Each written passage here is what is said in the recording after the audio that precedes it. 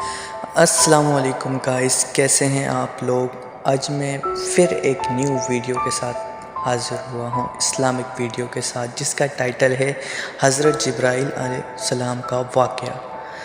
जब जिब्राईल अलैहिस्सलाम इंसानी शक्ल में ज़मीन पर तशरीफ़ लेकर आए। और गाइस ये बताता चलूँ, ये वीडियो हमने अंबर वॉइस चैनल से ली है, जिसका लिंक मैं आपको नीचे डिस्क्रिप्शन में दे दूंगा, जाकर लाजमी चेकआउट कीजिएगा इनकी वीडियो। तो चलें गाइस, स्टार्ट करते हैं आज की वीडियो। 600 परों वाला एक हैबतनाक फरिश्ता 1.25 लाख पैगंबरों तक पैगाम पहुंचाकर तमाम नबियों का मुअल्लिम और मददगार बनने वाला फरिश्ता जिब्राईल की तारीख क्या है? जिब्राईल मेराज की रात सिदरतुल मुंतहा तक जाकर क्यों रुक गए थे? हम इस वीडियो में फरिश्ता जिब्राईल के उन हक़ाइक़ को पेश करेंगे जो आपने इससे पहले कभी नहीं सुनी होगी। बहैसियत मुसलमान फरिश्तों पर ईमान रखना हमारे ईमान का हिस्सा है।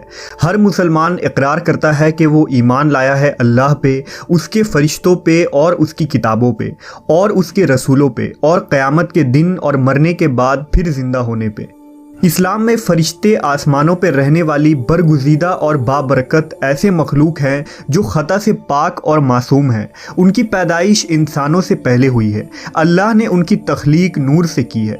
वो अल्लाह की हम्दो सना बयान करते हैं और उसकी तरफ से आयद मुख्तलिफ़ ज़िम्मेदारियों पर मामूर है। अल्लाह ताला का पैगाम इंसानों तक पहुँचाना उन्हीं फ़रिश्तों के ज़िम्मे है।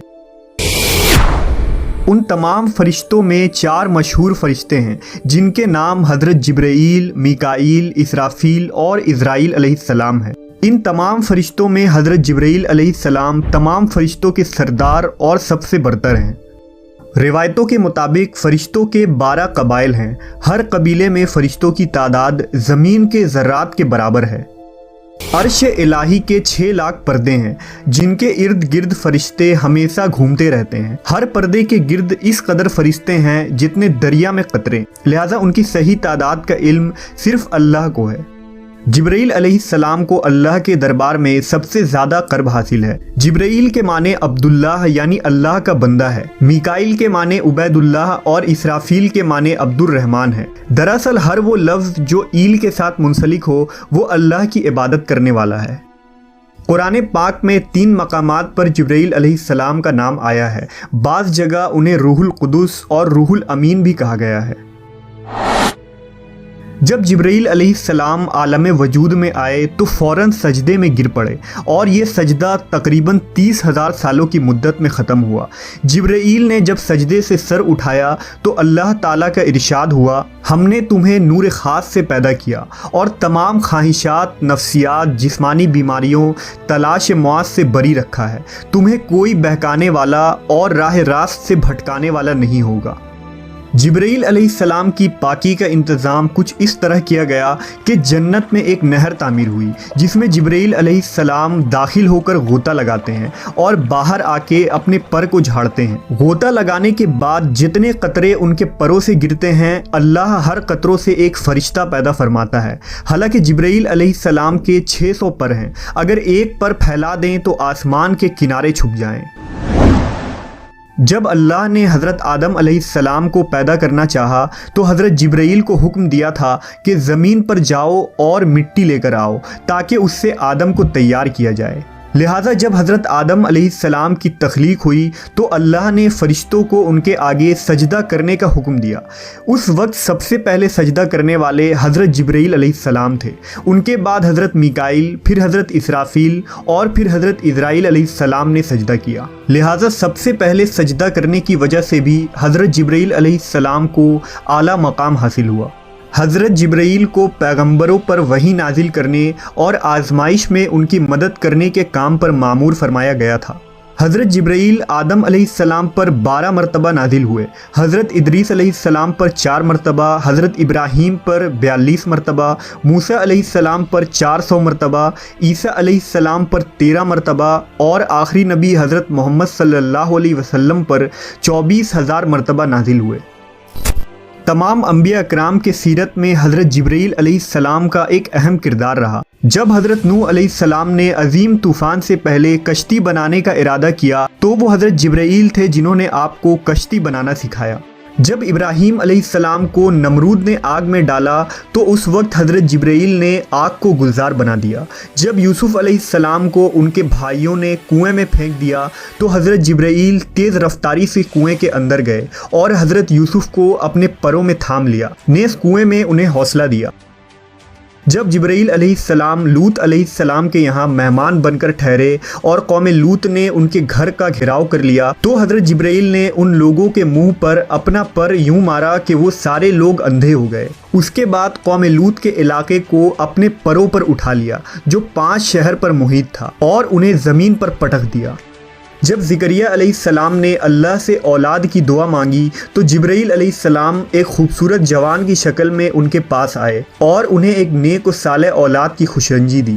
حضرت عیسیٰ علیہ السلام کی پیدائش بھی جبرائیل علیہ السلام کے کلمہ کن سے ہوئی۔ مختصر یہ کہ پیغمبروں کے واقعات میں حضرت جبرائیل علیہ السلام کا ایسا کردار ہے گویا آپ نے دنیا کی تاریخ کو بدل ڈالا۔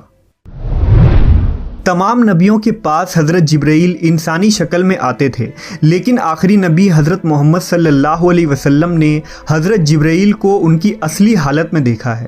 جبرائیل امین اور حضور صلی اللہ علیہ وسلم کی پہلی ملاقات کا واقعہ نہایت ہی دلچسپ ہے۔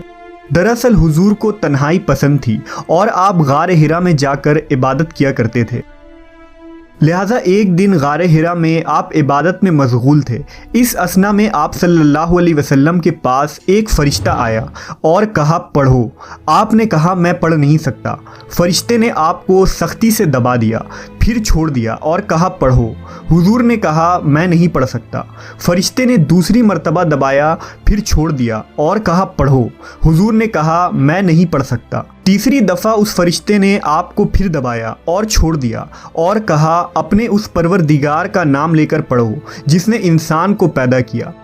اس کے بعد آپ صلی اللہ علیہ وسلم گھر واپس آئے۔ آپ کا دل لرز رہا تھا۔ آپ اپنی زوجہ حضرت خدیجہ کے پاس آئے اور کہا مجھے کمبل اڑا دو، لہٰذا انہوں نے آپ کو کمبل اڑا دیا۔ جب آپ کی گھبراہٹ کچھ کم ہوئی تو آپ نے حضرت خدیجہ کو سارا واقعہ بتایا۔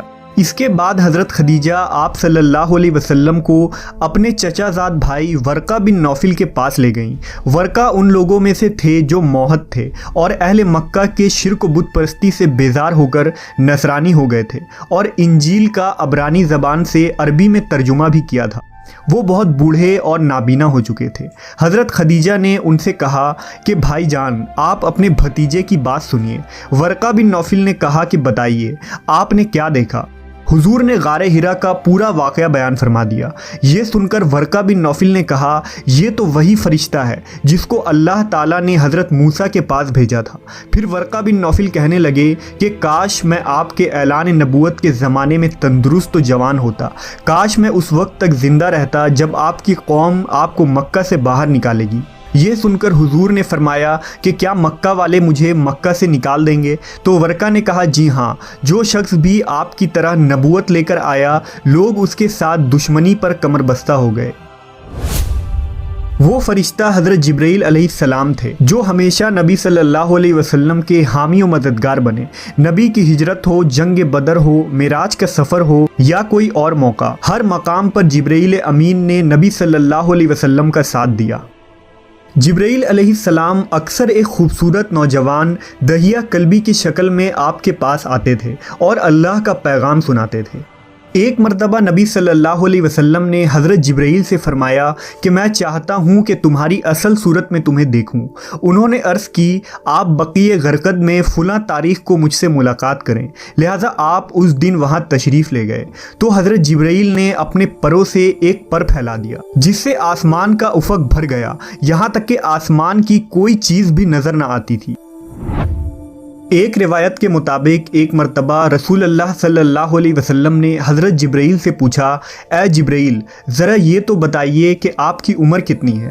حضرت جبرائیل نے آپ کو جواب دیا یا رسول اللہ مجھے اپنی عمر کا صحیح علم تو نہیں ہے، لیکن اتنا یاد ہے کہ ساری کائنات کے پیدا ہونے سے پہلے اللہ کے حجابات میں سے چوتھے پردے میں ایک ستارہ چمکا کرتا تھا اور وہ ستارہ 70,000 سال کے بعد ایک مرتبہ چمکتا تھا اور میں نے اپنی زندگی میں وہ ستارہ 72,000 مرتبہ دیکھا ہے۔ اس پر حضور صلی اللہ علیہ وسلم نے جبرائیل سے کہا، اے جبرائیل، مجھے اپنے رب کی عزت کی قسم، وہ ستارہ میں ہی ہوں۔ اس روایت کو علی بن برہان حلبی نے اپنی کتاب سیرت حلبیہ میں نقل کیا ہے، لیکن اس کی کوئی سند نہیں ملتی، لہذا اکثر علماء اس روایت کو موضوع قرار دیتے ہیں۔